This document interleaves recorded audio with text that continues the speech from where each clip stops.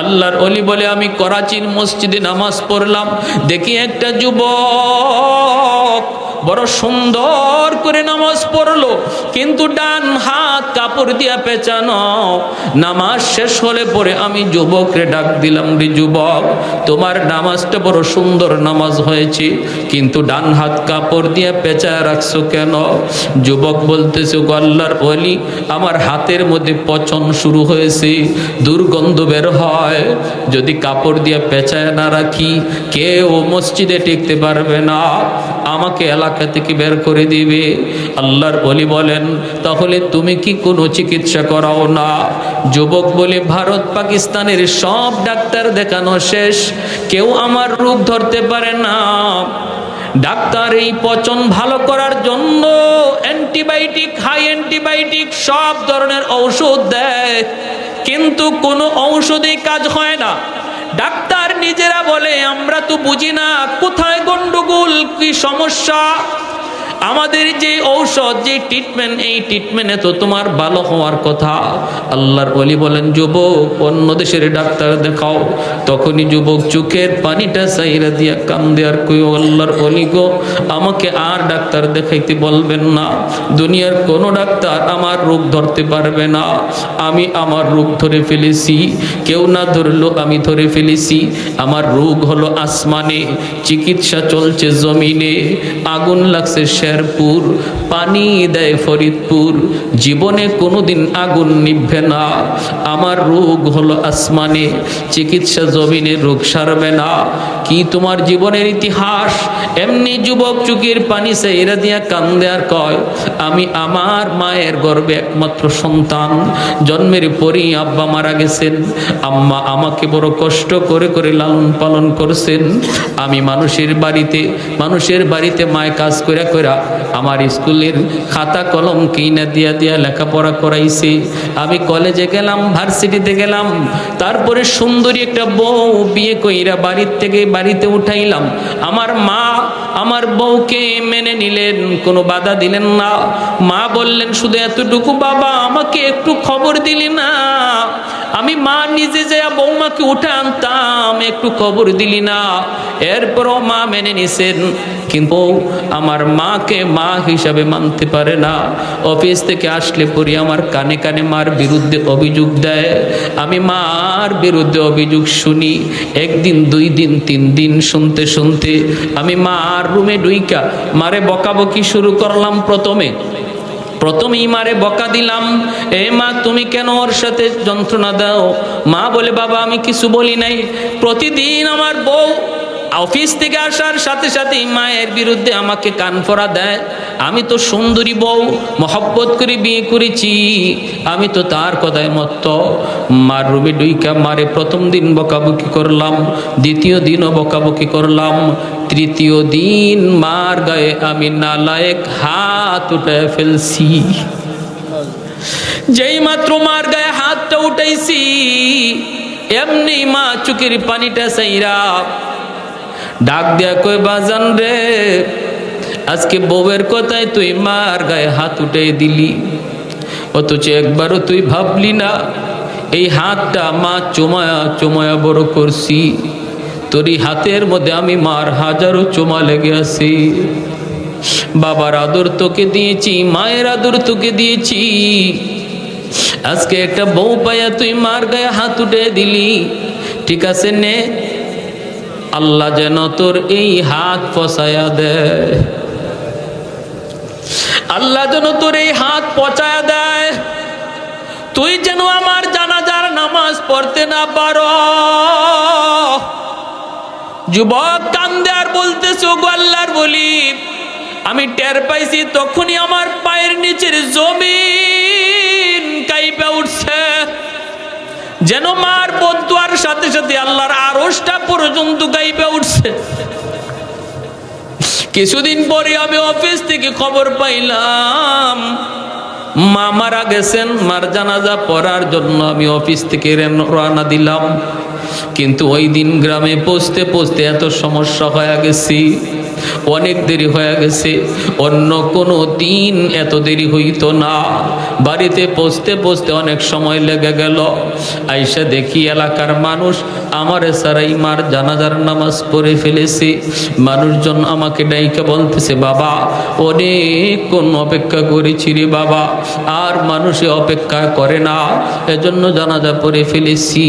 ভাইরা বন্ধুরা, যুবক কান্দে আর কয়, বাবারা তোমাদের কোনো ভুল নাই, তোমাদের কোনো দোষ নাই, আমি বুঝে ফেলেছি গন্ডগোল কোন জায়গায়, গন্ডগোল কোন জায়গায়। যুবক বলতেছে, আমি অপেক্ষায় তখন ছিলাম, মার 2টা বদদুয়ার 1টা বদদুয়া কবুল হয়ে গেছে। তুই যেন আমার জানাজার নামাজ পড়তে না পারো, আমি চেষ্টা করো মার জানাজার নামাজ পড়তে পারি নাই রে যুবক।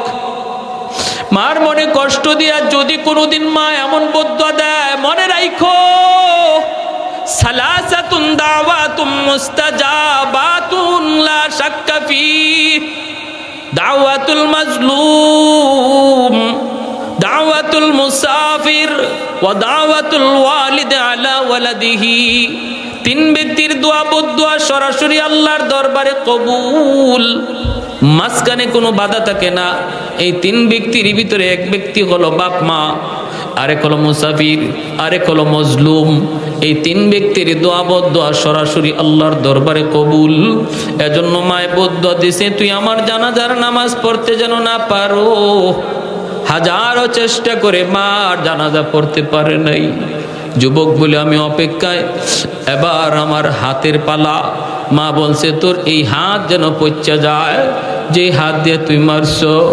কিছুদিন পরেই দেখি আমার হাতের মধ্যে ফোড়া দেখা দিছে, ফোড়া। এই ফোড়ার চিকিৎসার জন্য ডাক্তারের কাছে গেলাম, ডাক্তার আমাকে ওষুধ দিল, কিন্তু ফোড়া তো ভালো হয় না, বরং হাতে পচন শুরু হয়ে গেছে। ঔষধ দেয়, পচন আরো বাড়তেছে, আরো বাড়তেছে। ডাক্তার কোনোভাবে আমার রোগ ধরতে পারে না। এইবার আমি হাতের পচন লয়া কি করব? সুন্দরী বউ, যার মহব্বতে পইরা আমার গায়ে হাত উঠাইছিলাম, ওই সুন্দরী বউটাও আমারে ফালায়া বাবার বাড়ি চলে গেছি। এখন আমি কি করব? এলাকায় আমারে থাকতে দেয় না, আশপাশের বাড়িতেও আমারে কেউ থাকতে দেয় না। আমি শুধু এখন মসজিদে মসজিদে ঘুরি, হাতটারে কাপড় দেয়া পেঁচায় রাখি যেন দুর্গন্ধ কেউ টের না পায়। ওগো আল্লাহর বলি, এবার বলুন আমার কিছু করার আসেনি, আমার উপায় কি? আমার উপায় কি? ভাইরা বন্ধুরা, করাচির হজরত তখন বলেন, বাবারে সান্ত্বনা কেমনে দিব জানি না, তবে আমার নবীর একটা হাদিস, নবী বলে, মান যারা কবর আবাইহি ফি কুল্লি জুমাতিন গুফিরা লাহু কুতিবা বাররান। যদি জুম্মার দিন 5 ওয়াক্ত নামাজ কোনো সন্তান ভালোভাবে আদায় করে, জুম্মার দিন বাপমার কবর জিয়ারত করে, জুম্মার দিন বাপমার কবর জিয়ারত করতে যদি না বলে, দুনিয়ার যদি সে জানা অজানা বাপমারে কষ্ট দেয়, ওই জুম্মার দিনে কবর জিয়ারতের উসিলায় আল্লাহ তারে মাফ করে দিবি। এজন্য ভাইরা বন্ধুরা বলতেছিলাম, আল্লাহর নবী ওই যুবককে বলতেছে, রে যুবক, 1 নাম্বার দায়িত্ব হলো বাপমার জন্য এই দোয়া করো, আল্লাহ আমার আব্বা আম্মারে তুমি মায়া করো, যেইভাবে আমার এই শিশুকালে আমার বাপ মা মায়া করছে। এই দোয়াটা যখনই তুমি করবা, সাথে সাথে এই কবর আল্লাহ বাপ মার কবরে পৌঁছায় দিব। 2 নম্বর ওয়াল ইস্তিগফারু লাহুমা। নবী বলেন, বাপ মার জন্য বেশি বেশি দান সদকা করো, বাপ মার জন্য মসজিদ মাদ্রাসা বানাও, বাপ মার জন্য মানুষের সেবামূলক কাজ করো, বাপ মার জন্য তুমি হাত বাড়ায় দাও, তাহলে তোমার ওই দানের খবর সাথে সাথে আল্লাহ বাবার কবরে পৌঁছে দিবে, যেন তুমি দুনিয়ার থাইকা কবরে বাপ মার সেবা করলা। 3 নম্বর ইনফাজু আহদিহিমা মিন বাদিহিমা। তোমার মা বাবার যদি কোনো ওয়াদা থাকে, ওয়াদা, মসজিদ মাদ্রাসায় কোনো ওয়াদা ছিল, মসজিদে 10,000, মাদ্রাসায় 20,000, অথবা কোনো গরিব মানুষকে দান করার কোনো ওয়াদা ছিল, এমন কিছু যদি থাকে যেটা বাবার হক রয়ে গেছে, বাবা আদায় করে যায় নাই, এই আদায় করা অনাদায় বস্তুটা তুমি বাবার পক্ষ থেকে আদায় করো। বাবা হজ করে নাই, হজ ফরজ ছিল, তুমি বাবার পক্ষ থেকে হজটা আদায় করো। বাবা তোমার ফুফুদের সম্পদ দেয় নাই, তুমি ফুফুদেরকে ডাইকা তাদের সম্পদ বুঝায় দাও। বাবা যেই সমস্ত বিষয় তার দায়িত্ব ছিল করার, করে নাই, তুমি এই দায়িত্বগুলো আদায় করো। সাথে সাথে আল্লাহ পাক তোমার বাবার কবরে খেদমত আল্লাহ পৌঁছায় দিব। এজন্য বলি সন্তান, বাবার নামে মায়ের নামে গরু জবাই করে 40 করবা পরে আগে দেখো বাবা কারো হক নষ্ট করছে কিনা। দুনিয়া থাকতে তাড়াতাড়ি তুমি হক ফিরায় দাও। যদি তোমার চাচাদের হক নষ্ট করে থাকে, চাচা তো ভাই বোন তাদের সম্পদটা বুঝাইয়া দাও। ফুফুদের হক যদি নষ্ট করে থাকে, ফুফা তো ভাই বোনকে ডাইকা আনো, আইনা তাদের হক তাদেরকে বুঝাইয়া দাও। এই কাজ না কইরা হাতি জব কইরা 40 খাওয়াইলো বাবার কবরের আগুন নিববে না। ভালো করে শুনেন, আমরা সমাজের তালে তালে চলি। আর আমি হাদিস থেকে বলতেছি যে আল্লাহর নবী হাদিসে কি বলছেন, যে আমরা আমাদের বাপ মার জন্য কি করব, নবী হাদিসে কি বলছেন একটু মনোযোগ দিয়ে শুনি। খাওয়াইবেন খাওয়ান, গরিবদেরকে খাওয়াবেন খাওয়ান, অসুবিধা নাই, কিন্তু মনে রাখতে হবে সবার আগে খেয়াল রাখো বাবা কারো হক নষ্ট করে গেছে কিনা, ওই হকটা তাড়াতাড়ি ফিরাও। এটা না দিয়া হাজার হাজার মানুষে গরু জবাই করে খাওয়াইলো, বাপ মার কবরের আগুন নিববে না। ভালো করে শুনবেন। 4 নম্বর নবী বলেন সিলাতুর রাহমিল্লাতি লা তুসালু ইল্লা বিহিমা। কয়টা আমলের কথা মনে আসেনি আপনাদের? কয়টা? একটু জোরে আওয়াজ দিয়ে বলেন কয়টা? ভালো করে ইয়াদ রাখবো হাদিসের কথা, 5টা আমল। নবী বলেন 5 নম্বর হলো সিলাতুর রাহমিল্লাতি লা তুসালু ইল্লা বিহিমা। তোমার বাপ মার যারা আত্মীয় স্বজন তাদের সাথে আত্মীয়তা রক্ষা করে চলো। বাবার আত্মীয় হলো চাচা, বাবার আত্মীয় হলো চাচাতো ভাই বোন, বাবার আত্মীয় হলো তোমার ফুফু, বাবার আত্মীয় হলো ফুফাতো ভাই বোন।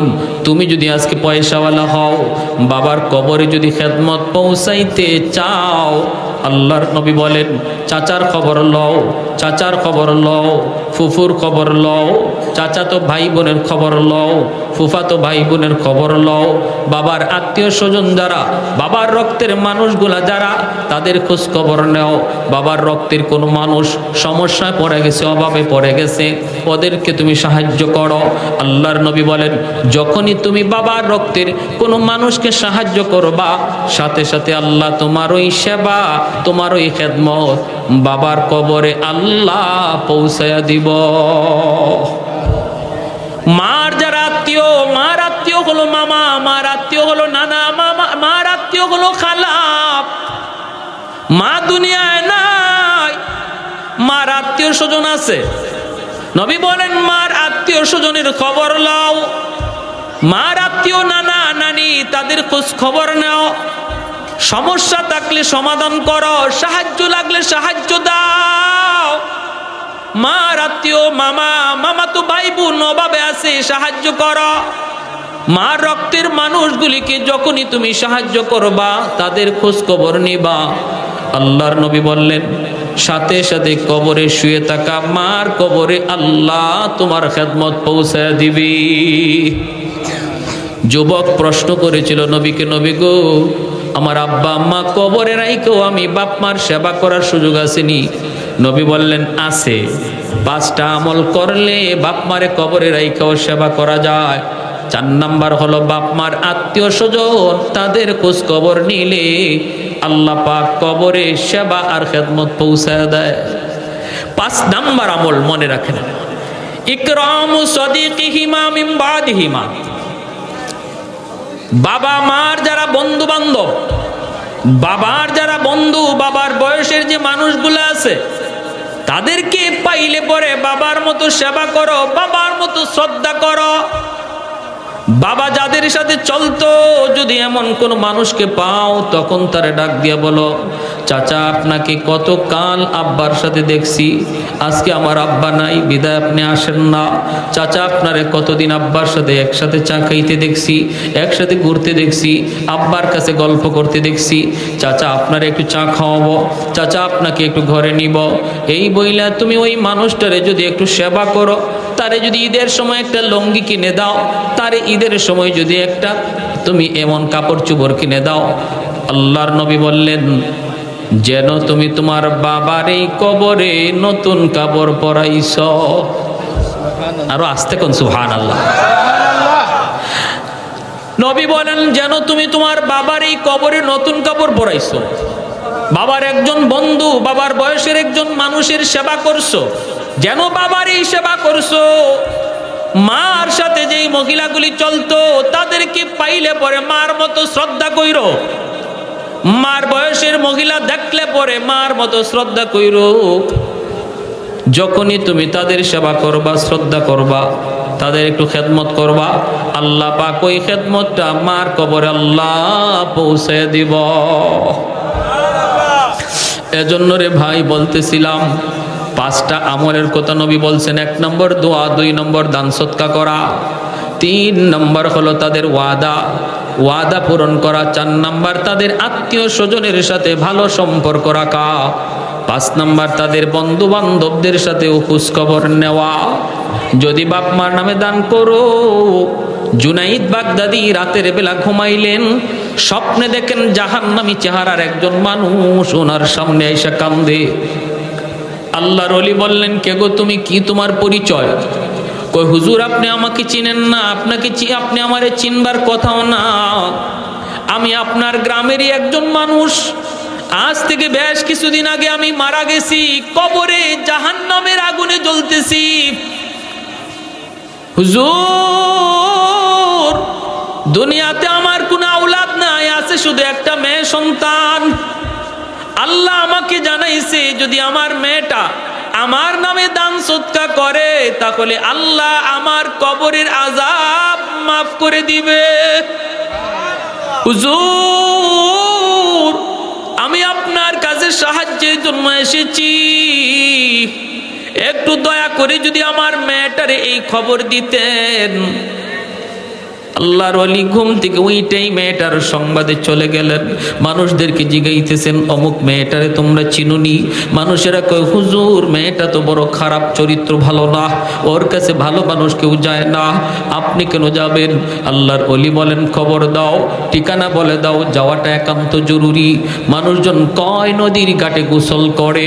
জুনাইদ বাগদাদি নদীর ঘাটে আইসা দেখেন মেয়েটা গোসল করে। গোসল থেকে ওঠার পর ডাক দেয়া কয় মৌলবী তুমি আবার কি চাও?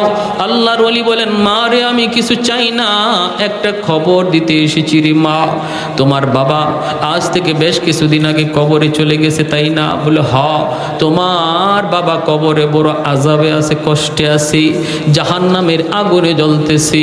স্বপ্ন যুগে আমার সাথে দেখা হইছে, আমাকে বলছে আল্লাহ নাকি জানায়া দিছে তুমি যদি তোমার বাবার নামে দান সদকা করো আল্লাহ পাকের উসিলায় তোমার বাবার কবরের আযাব আল্লাহ মাফ করে দিবে। ভাইরা বন্ধুরা এই খবরটা মেয়েকে দেওয়ার পর মেয়েটার দিল নরম হলো না, কারণ সন্তানরে যদি দিন শিখায় না যায় কবরের পাশ দিয়া চলে যাবে রে বাবা, এরপরও বাবার কথা ইয়াদ করবে না।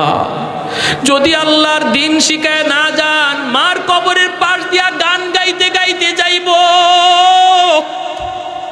এরপরও মার কথা ইয়াদ হইব না। আর যদি দিন শিখায় যান কবরের পাশে যাইয়ে সূরা ইখলাস 3 বার পড়ব, আল্লাহ 30 পারা কুরআন তেলাওয়াতের সওয়াব বাপ মার কবরে পৌঁছায় দিব। সুবহানাল্লাহ। অন্তত দিন শিখায় গেলে পরে এতটা হবে, এতটুকু হবে, গান গাইবে না কবরের পাশে। ওই মেয়েটা দিন না থাকার কারণে দিল নরম হয় নাই, বাবার কবরের আযাবের কথা শোনার পরও দিল নরম হয় নাই, বরং হাতের মধ্যে এক মুষ্টি পানি লইয়া আল্লাহর ওলি জুনাইদ বাগদাদির দিকে ঠাট্টা কইরা মজাক কইরা ঢিল মারছে।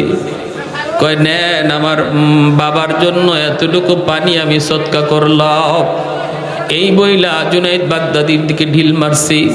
আল্লাহর ওলি সাথে সাথে গাটা সরায় ফেলছেন, পানিটা গায়ে লাগে নাই, মাটিতে পড়ছি, চোখ দিয়ে পানি চলে আসছে। হায় রে, সন্তান বুঝি এমন হয়, সন্তান বুঝি এমন হয়। চলে গেলেন বাড়িতে নিরাশ হইয়া। এই রাতে তিনি ঘুমাইছেন, দেখেন স্বপ্ন যুগে ওই মানুষটা গতকাল যে ছিল জাহান্নামী, আজকে সে জান্নাতি চেহারার মানুষ হইয়া হাজির হয়ে গেছে। আল্লাহর ওলি বললেন, কেমন করে তোমার পরিবর্তন হলো? মেয়ে তো কোনো দান সদকা করে নাই, কোনো দোয়া করে নাই। বাবা তখন বলতেছি, হুজুর আপনার শুকরিয়া জানাইতে এসেছি। আমার মেয়েটা আপনার দিকে যে পানি ঢিল মারছে, ঠাট্টা কইরা মজা কইরা আমার নামে, এই পানিটা কিন্তু আপনার গায়ে পড়ে নাই, পড়ছে মাটিতে। যেই জায়গায় পড়ছে ওই জায়গায় একটা পোকা দীর্ঘদিন যাবৎ পানির তৃষ্ণায় ছটফট ছটফট করতেছিল। ওই পোকাটার মুখের মধ্যে পানিটা যায় পড়ছে, পানিটা খাইয়া পোকার জীবন রক্ষা হইছে। সাথে সাথে পোকায় কয়, আল্লাহ যার উসিলায় পানি পেয়ে আমার জীবন রক্ষা করলো, তুমি তারে মাফ করো। ওই পোকার দোয়ার উসিলায় আল্লাহ আমাকে মাফ করে দিছে। জোরে কোন সুবহানাল্লাহ, আর একটু জোরে কোন সুবহানাল্লাহ। রব্বানা যালামনা আনফুসানা ওয়া ইল্লাম তাগফির লানা ওয়া তারহামনা লানাকুনান্না মিনাল খাসিরিন। রব্বিরহামহুমা কামা রাব্বায়ানি সগীরা। রব্বিরহামহুমা কামা রাব্বায়ানা সগীরা। রব্বুল আলামিন মায়ার নজরে, কুদরতি নজরে একটু তাকায় দেখো, তোমার বান্দারা বসে বসে তোমার কথা, তোমার হাবিবের কথাগুলি মনোযোগ দিয়ে শুনতেছে। আমলখানা যদি পছন্দনীয় হয়, এর উসিলায় আমাদের জীবনের সব গুনাহ খাতাগুলি মাফ করিয়া দাও। আল্লাহ যারা হাত বাড়াইছি মালিক, জানি না কার জানি আমার মতো মা দুঃখিনী দুনিয়ায় নাই, কার জানি আদরের বাবা দুনিয়ায় নাই। আয় আল্লাহ, যার মা আছে মাহফিল শেষ করে ঘরে গিয়া আম্মা কইয়া ডাক দিবে, আমার মতো যার মা নাই, ঘরে গিয়া মা কওয়ার কোনো সুযোগ নাই। আয় আল্লাহ মালিক, সন্তান বাড়িতে আসার খবর দেওয়া মাত্র দুঃখিনী মা যতক্ষণ পর্যন্ত সন্তান ঘরে নাই, ঘুমায় না, দরজার পাশে দাঁড়ায় দাঁড়ায় রাত সারা রাত জায়গা থাকে। এমনও মা যাদের অন্ধকার কবরে, মালিক ওই মারে তুমি কবরে আযাব দিও না, কবরে মাইরো না। সন্তান হাত দুইটা বাড়ায় আমার পক্ষ থেকে মাফ চাইতেছে গো আল্লাহ। কুদরতি নজরে তাকায় দেখো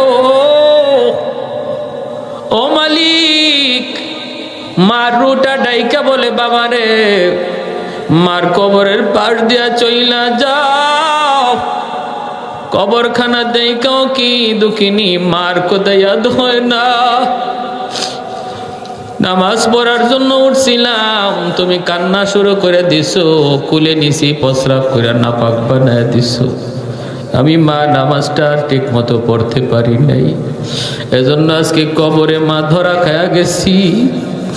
একটু মার জন্য হাতটা উঠায় কান্দো, তোমার চোখের পানির উসিলায় আল্লাহ মার কবরের আযাব মাফ করে দিবে রে বাবা। ও মালিক, মায়ার নজরে কুদরতি নজরে একটু তাকায় দেখো, এই মাহফিলে কত সন্তান, আল্লাহ মা হারা সন্তান, বাবা হারা সন্তান, চোখের পানি ফালায়া ফালায়া মার পক্ষ থেকে, বাবার পক্ষ থেকে মাফ চায়। আল্লাহ মেহেরবানি করে আম্মা আব্বার কবরকে জান্নাতের বাগান বানায় দাও। আল্লাহ আমার ভাই এই মাদ্রাসার প্রতিষ্ঠাতা, আল্লাহ বাপ মা দুনিয়া নাই, আয় আল্লাহ মেহেরবানি করে তাদের কবরে সন্তানের এই দানের খবর তুমি পৌঁছে দাও। আল্লাহ, তার সন্তানগুলিও তার মতো দানবীর বানাও। আয় আল্লাহ, যেই সন্তান বাবার জন্য দান করে তার সন্তানও তার জন্য দান করে। আয় মাওলায়ে করিম, আল্লাহ আমার ভাইয়ের এই দানকে তুমি কবুল করো, মঞ্জুর করো। আল্লাহর উসিলায় তাদের সকল মুর্দেগানদেরকে মাফ করো, তাদের প্রত্যেকের কবরে দানের খবর পৌঁছায় দিও। ডাইনে বামে সামনে পিছনে যত মুর্দেগান শুয়ে আছে মাওলা, এই মাহফিলের খাতিরে, মাদ্রাসার খাতিরে প্রত্যেকের কবরকে জান্নাতের বাগিচা বানায় দিও। এই মাদ্রাসাখানাকে তুমি কবুল করে নাও। ছোট ছোট বাচ্চাগুলি মাদ্রাসায় পড়ে, যেই বয়সে বাচ্চারা মাদ্রাসায় আসছে কোরআন শিক্ষা করার জন্য, এই বয়সে বাচ্চা মায়ের কুলে ঘুমাইতো, বাবার কুলে ঘুমাইতো। ও আল্লাহ, বাবার কুলে মায়ের কুলে ঘুমাইতো। মা দুঃখিনী ঠিক মতো খায় না, বাবা খাইতে বসলে চোখের পানি ঝরায় কান্দে। জানি না আমার সন্তান এই মুহূর্তে খাইলো নাকি ঘুমাইল। ভালো খানা খাইতে গেলে বাবার চোখ দিয়ে পানি ঝরে। মা যেই সন্তানটারে নিজের হাতে খাওয়াইতো, নিজে গোসল করাইতো, নিজে বিছানা বিছায় দিত, এই বাচ্চাটা আজকে কোরআনের খাতিরে নিজের খানা নিজে খায়, নিজের বিছানা নিজে বিছায়। গো আল্লাহ, আল্লাহ তোমার কোরআনের দিকে তাকাইয়া, বাপ মার দিলের দিকে তাকাইয়া সন্তানকে কবুল করো, মঞ্জুর করো। এই মাদ্রাসার প্রতিটা ছাত্রকে আল্লাহ দ্বীনের জন্য কবুল করো, কোরআনের হাফেজ বানাও, আলেমে দ্বীন বানাও। ছাত্র ওস্তাদ সবাইকে কবুল করে নাও। অনেকেই দোয়া চাইছেন আমাদের প্রতিষ্ঠাতা সভাপতি সাহেবের। আয় আল্লাহ, ভাবি অসুস্থ, আল্লাহ তুমি সুস্থতার নিয়ামত দিয়ে দিও। সালাম সাহেবের মা অসুস্থ, আল্লাহ তুমি সুস্থতার নিয়ামত দিয়ে দিও। ও মালিক, অনেকেই বিছানায় পইরা পইরা তোমাকে ডাকতেছে। গো আল্লাহ, মেহেরবানি করে প্রত্যেকের সুস্থতার নিয়ামত তুমি দান করো, অসুস্থতা থেকে হেফাজত করো। আমরা যারা সুস্থ আছি, রাস্তাঘাটের আফত বিপদ অ্যাক্সিডেন্ট থেকে বাঁচাও, মহামারী থেকে আমাদেরকে হেফাজত করো। আল্লাহ, আমাদের সন্তানগুলিকে যারা স্কুল কলেজে পড়ে, আল্লাহ তাদেরকে নামাজি বানাও, দিনদার বানাও, মা ভক্ত বাবা ভক্ত বানাও। যেই সন্তানগুলি বাপ মার কদর বুঝে না, তাদেরকে বুঝ দিয়া দাও।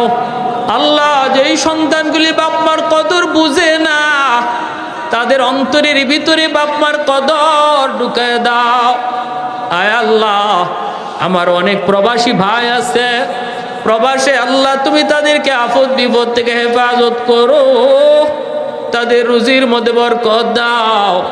প্রবাসী ভাইয়েরা কত কষ্ট করে দেশের কথা মনে পড়ে আসতে পারে না।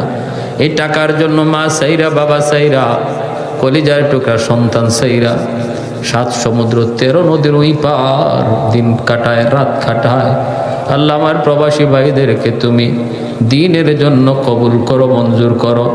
আল্লাহ, তাদের রুজির মধ্যে বরকত দিও, হালাল পথে চালায়, সব ধরনের ছোট বড় বিপদ আপদ থেকে বাঁচাইও। মাদ্রাসায় যারা সাহায্য করলো, আল্লাহ রমজান মাসে তোমার মাদ্রাসায়, তোমার নবীর বাগানে যারা দান করার নিয়ত করলো, প্রত্যেকের হায়াতের ভিতরে বরকত দিয়ে দিও। আল্লাহ, রমজান মাস সুস্থতার সাথে রোজাগুলি রাখার তৌফিক দিও। আয় আল্লাহ, ব্যবসায়ী যারা আছে ব্যবসার মধ্যে বরকত দিও। কৃষক যারা আছে আল্লাহ তাদের কৃষি খেতে বরকত দিও। আয় আল্লাহ, আমাদের দেশটার উপরে শান্তি নাজিল করো, অশান্তি দূর করো, পরস্পরে মিল মহব্বত বাড়ায় দিও, হিংসা বিদ্বেষ দূর করে দাও। আয় আল্লাহ, এলাকার মানুষকে মাদ্রাসার মুআফিক বানাও, ছাত্রদেরকে দিল থেকে ভালোবাসার তৌফিক দাও। আল্লাহ, ছাত্রদেরকে দিল থেকে ভালোবাসার তৌফিক দাও। আয় আল্লাহ, এলাকার মানুষকে এই মাদ্রাসার উসিলায় তুমি কবুল করে নাও। ও সাল্লাল্লাহু তাআলা, আমার মা বোনদেরকে মাফ করে দাও। আল্লাহ, আমার মা বোনদেরকে মাফ করে দাও, দ্বীনের জন্য কবুল করো, খাস পর্দার ভিতরে থাকার তৌফিক দান করো। যুবকদেরকে মসজিদমুখী নামাজি বানাও।